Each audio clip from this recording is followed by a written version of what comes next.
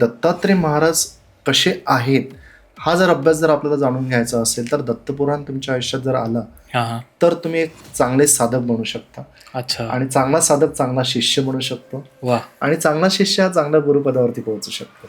ह्या वाव! त्या स्टेप्स आहेत. पण त्याची जी उकल आहे ना सौंदर्य ही दत्तपुराणामध्ये आहे. अच्छा. म्हणून दत्तपुराण वाचणं, दत्त महात्म्य त्यांचं आहे, द्विसहस्त्री गुरुचरित्र त्यांचं आहे, हं.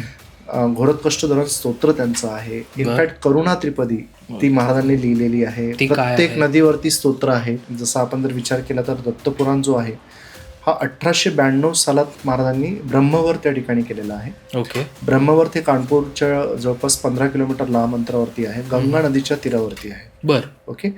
आता विचार करा की महाराज त्या ठिकाणी 1892 साली आहेत. 6 महिने जवळपास त्यांचा तिथे 6 महिन्याचा तो पहिल्यांदा काळ होता, पहिला फेज होता चातुर्मास सुरू व्हायच्या आधी. आणि त्यावेळेस जेव्हा पोहोचलेत महाराज तर दत्तपुराणाचे 3500 श्लोक लिहिणं, तुम्ही विचार करा की दिवसभर त्यांना त्या डिसिप्लिनमध्ये राहून त्यांच्यासोबत एक आजार नेहमी राहिलेला आहे. त्याबद्दल मी तुम्हाला सांगेल, त्याला संग्रहणी म्हणतात. अच्छा. याला डिसेंट्री म्हणू आपण. ठीक आहे. डिसेंट्रीचा आजार त्यांना खूप आधीपासून जडलेला होता. त्यामुळे डिसेंट्री असल्यामुळे सोडं इतकं कडक होतं की त्यांना नदीवरती जाऊन पुन्हा आंघोळ करणं, पुन्हा त्याच्यामध्ये होणं, त्रिकाल संध्या वेगळी तुमची, बरं. पुन्हा हा त्रास सुरू झाला की तुम्हाला पुन्हा त्याच्यात करणं, थंडीच्या त्या कडाक्याच्या थंडीमध्ये विचार करा की त्यांनी ते सगळं सहन करत गेले. त्याच्यावर ते लिखाण करत असताना ते जे लिखाण आहे ते लिखाणसुद्धा महाराज ते शाही असेल किंवा कुठल्याही गोष्टी असतील, तुम्ही किती चॅलेंजेस असतील 1892 साली. आतापर्यंत जर तुम्ही हा व्हिडिओ बघितला असेल तर खाली सबस्क्राईबचं बटन दिसत असेल तर सबस्क्राईब करा. जर तुम्ही इंस्टाग्रामवर बघता तर फॉलो करा